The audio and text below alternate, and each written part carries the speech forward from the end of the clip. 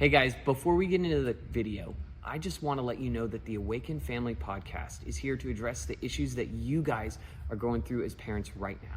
So if you have got topic ideas or if you are wanting to leave information about how this video has helped, drop a line in the comments below. And if you're interested in supporting the work, click the link in the description. And without further ado, check out this video. Welcome to the Awaken Family Podcast. I'm Isaiah Marin, and this is Jess Kellogg here in the studio with me. And Jess has been basically a mom to me for several years, and so I'm really excited to have this conversation with her. She has two very successful children, a teenager and then young adult, and I'm very excited to talk with you about discipline today. Ooh, well, thank you so much, Isaiah, for letting me come talk about this. This is a subject I do enjoy.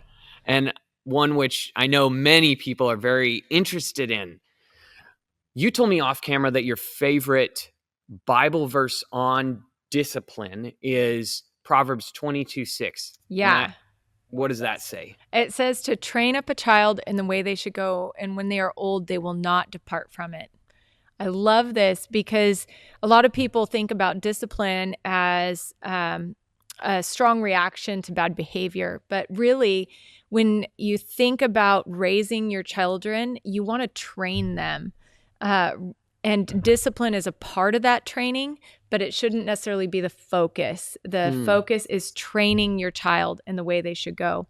For example, I coach soccer, and I don't just throw out my girls onto the field and say, go win the game. Every week we practice at the soccer field. We practice learning how to kick the ball. We practice shooting. We practice defending. We practice offensive tactics, and when they were little, we practiced the little things, heel down, toe up, strike through the ball. It's very, very basic. But as they grow, they became better and better at the game to now where they're playing all over the Northwest. And some of them will probably end up in college somewhere. But again, we trained, and that's what you should do as a parent. It's training is the focus. So how much should I expect from my kids? I'm a young parent. I'm just figuring this thing out. Take any of the people in our congregation, and what would you say to them? How much should I expect with listening, with obedience? Mm-hmm. Yes. So that really does depend on your child, and each child is different. God's created us all unique, and some learn way faster than others.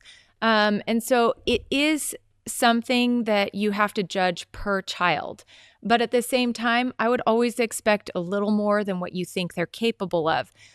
Because if you raise the bar and challenge them to do something that's a little harder than what you think they can do, and you believe in them, guess what? They're going to rise to the occasion every time. The thing that's hard for parents is they'll, if the kid doesn't succeed, they might get angry or mad at the child. But instead, try really encouraging and coaxing them to keep going, keep trying, and they'll get there. So when that expectation isn't met, where do you draw the line? Where do you draw that? So I feel like that has two answers, actually. If they're not drawing the line because they're not capable, that's one thing. That's where you as a parent need to step in and train them, guide them, coach them on how to achieve that success. For example, when my daughter was little, she would save gum wrappers because her friends gave her gum, and she had that loving memory of that friend, so she didn't want to throw away the gum wrapper. So I would sit and instead of just telling her, hey, go throw away your garbage, to her that was a treasure. So I would sit with her on her bedroom floor, and I would train her how to let go of the junk or the garbage or whatever it was. And then we'd celebrate by dancing or hugging or something fun. But if it's something where he definitely knows how to come over here and do what I'm saying, not get into the candy, whatever it is. What do you do? What do you do then? Where do you draw that line? Yeah. So in that situation, you're dealing with the child's heart, which is obstinate and disobedient. And those are things that need to be addressed at a heart level, and require immediate discipline. Because what you're trying to do is you're trying to help your child become the most successful they can be. But if you're not providing that instant disciplinary feedback, the kid is going to begin to eventually feel like they can just run all over you. And we see this a lot in modern day parenting, where the parents just have no control over their kids because they just allow the child to be disrespectful. And that essentially is a heart issue more than anything else. So you want to immediately address the heart of that child, and discipline is one of the best ways to do that. And you can do that many different ways: timeout, spanking, and or consequences. Natural consequences are always excellent teachers. And so, what about counting? Like, what about being patient? Because you want to be patient with the child. What do you think about that? Ooh. 1, 2, 2.5, 2.75. Okay, so my deal with this, I hate it when I hear the parent counting. Because again, what are you dealing with? You're dealing with the child's heart, right? So what you're doing is you're saying, hey, continue to be disobedient, defiant, disrespectful for another second, for another option. And what does that do to you as a parent? Your blood level slowly rises every time you count. You get a little more frustrated, a little more upset, until you blow up. So what have you just taught that child? You taught that child that it's okay to disregard direction. You've trained that child that it's okay to be defiant. And you've just trained that child that it's okay to lose your cool and to blow up. So there you have a situation where I would say, don't ever count. The Bible says to let your yes be yes and your no be no. So you need to be a parent of your word. If you say do this, there should be instant and immediate compliance. And if there's not, then you have to practice it at home. And I can give an example of that if you'd like. Yeah, I'd love to hear.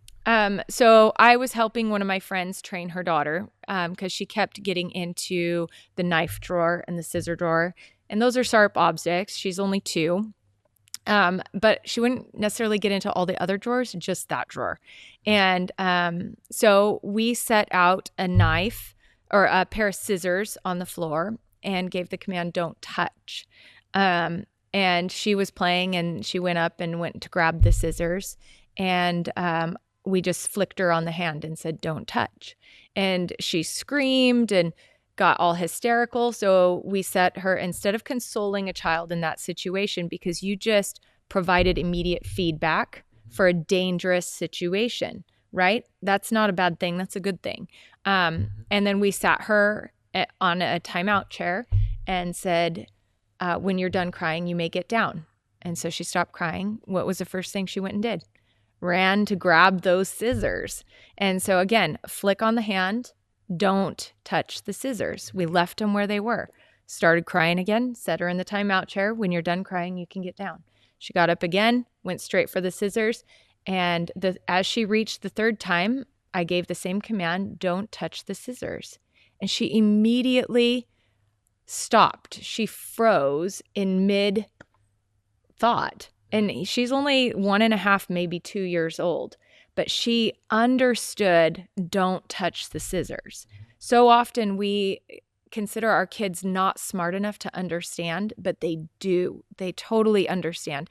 And not once was a voice ever raised. Not once was there any harm done to the child. And guess what? To this day, if her mom gives the command, don't touch the scissors, she does not touch those scissors. And as she's grown, she's learned a lot of different other things. But it starts with the training. Training is vital to child development. So it seems to me like you're talking about consistency. That way the child knows what they can expect from you as a parent, what they can expect their boundaries to be, because they know, and then they know it's not just based on, oh, mom's having a bad day, and so I can't get away with anything right now, but maybe 5 minutes ago when the day was better, I could. Yes. Oh, that is such a great observation, and very key to raising healthy, happy kids is making sure your boundaries are clear and consistent every single time. So if it's don't touch the scissors, it's always don't touch the scissors until they reach an age at which you teach them. But I would definitely say that you should never discipline in anger. Because again, kids learn from watching us and they respond to what we do, not as much as what we say. And so it's very important that when you are disciplining, you are in a state of peace, of calm, of self control, because if you discipline in that peaceful state, you teach the child that you love them, that you care about them, that they have worth and value, and you're there to protect them and guide them. And so they feel a sense of security. But when you discipline out of anger, this is where you get so many people that say, oh, I was abused as a child. And that's why spanking has gotten such a bad rap, or flicking or whatever, because people were abused in anger. But discipline should never be done in anger. I like that. Spanking has gotten a bad rap. But you're very correct. Disciplining out of anger isn't where we should discipline. And I'll often help the child understand, hey, this is your decision. And that it takes the pressure off of me, because you're not the one who, as the parent, you're not the one who's disobeying. If I'm in kids' church or something like that, I'll get down on one knee, get on eye level with the kid and say, hey, you've got this choice. You've got two choices. You can participate with the rest of us and do this or whatever. Or if you don't want to, that's fine. You can go sit in the corner, but you can't have it both ways. If you're going to be in here, you got to be participating, and like, you got to be kind and that sort of thing. So it's like showing them as much of an option as you're highlighting that their destiny is in their own hands. Yeah. And I love that about giving them a choice in that way. So I do have another question though. What about so you've disciplined, you've determined, man, you've gone through and you've said, man, this is like, my kid is definitely able to do this. They're choosing not to. I've given them a boundary. They're not respecting it. And the discipline I gave them is not working. How far can you go with discipline? How far is too far? Yeah, let's start off with that. And what would you do in that situation? Like, what would you say to those parents? Well, it depends on what kind of discipline you're enacting. So if it's, a flick or a spanking, again, never in anger, and it's a couple times. You don't want to be hurting a child physically. It's just a redirection. If I am a big fan of the timeout chair, I call it the thinking chair. I don't call it timeout, because I want a child to think about their actions. And so in that situation, you would go and set the child on your designated chair or mat or whatever it is. And a single instruction is given. A lot of parents, they'll talk to their kids for a long time trying to explain and help them understand. You just need to be very, very clear. So if the child is being defiant, you set them on the chair and you say, you cannot do whatever it is. And when I'm going to set a 2-minute timer, when that timer goes off, you need to apologize to mommy for what you've done.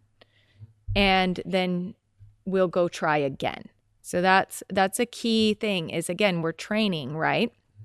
So to try again. So if the child, let's say, jumps up off the chair, the thinking chair, and starts screaming and running around the house, you calmly, the key is calm, and in that peaceful state, you set them back on the chair. You do this for as long as it takes. And as a parent, most parents will give up. The child is more determined than we as adults are. The adult just throws their hands up in the air and says, I can't do this. But the truth is you can. You have to discipline yourself as a parent to protect your child. You have to teach them. So again, it doesn't matter if the child gets up 1 time or 50 times. You bring them back to the same place. You say the same command, And then at the end, eventually you will win as the parent. But it's always done with a patient, kind, loving heart. That's a little bit daunting to hear as a parent, but I think it's so true. You have to discipline yourself as a parent if you're going to discipline your kid. And it takes time and it takes a good community around you. And we hope to provide these resources for you guys. We're not just going to be releasing this batch of videos. We're also going to be releasing several more in the future. We're planning, and your church community is going to be the best resource around you, so that you can go to people and say, like, hey, what do you do? Stuff like that. And so I'm glad to have had this conversation with you, Jess, And thank and you. look forward to future conversations.